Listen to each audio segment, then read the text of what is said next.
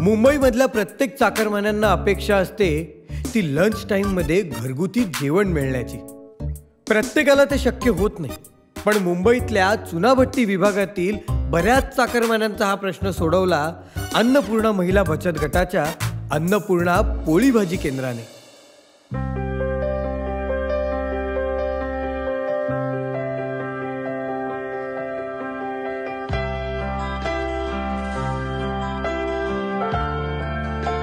नमस्कार, मी रेखा रामचंद्र जगताप।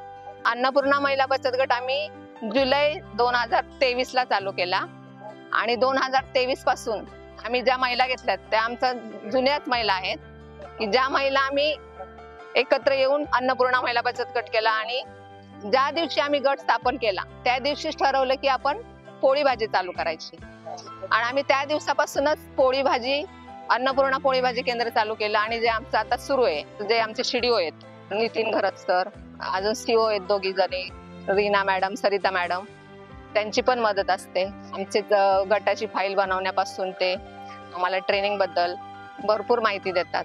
बीएमसीचे स्टॉल असतातच, तर बीएमसीचे स्टॉल दिवाळीच्या वेळेस असतात, त्यावेळेस कुर्ला वॉर्ड मध्ये बीएमसीचे स्टॉल होते, तिकडे पण आम्हाला मिळालेला आम्ही 2 स्टॉल लावले होते। एक आमचा खाद्यपदार्थाचा, आम्ही दिवाळीच्या फराळाच्या ऑर्डर पण करतो। मुद्रा लोन जे आहेत ते पण आमचे आहेत ऑलरेडी 2-3 महिलांचे, ते गट चालू व्हायच्या आधी घेतलेले आम्ही पर्सनली लोन बिझनेस साठी।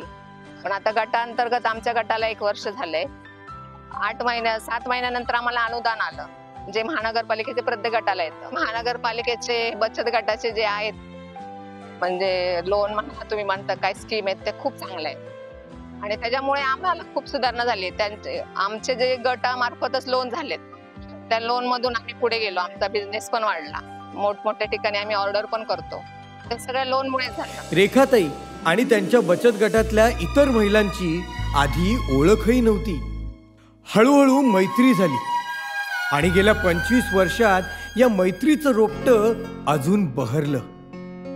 सुरुवातीला अडचणी खूप आल्या, बऱ्याचदा निराशा आली, पण एकमेकींच्या साथीने कधीच त्यांना हरवून दिलं नाही।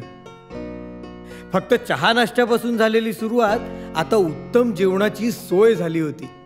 बृहन्मुंबई महानगरपालिकेची वेळोवेळी मिळणारी मदत, सोबतीला SBI सारख्या बँकेचं आर्थिक पाठबळही आहेच आणि यातूनच महिला सक्षमीकरणाची एक अशी चळवळ उभी राहिली की त्या आता कधीच मागे वळून पाहणार नाहीत।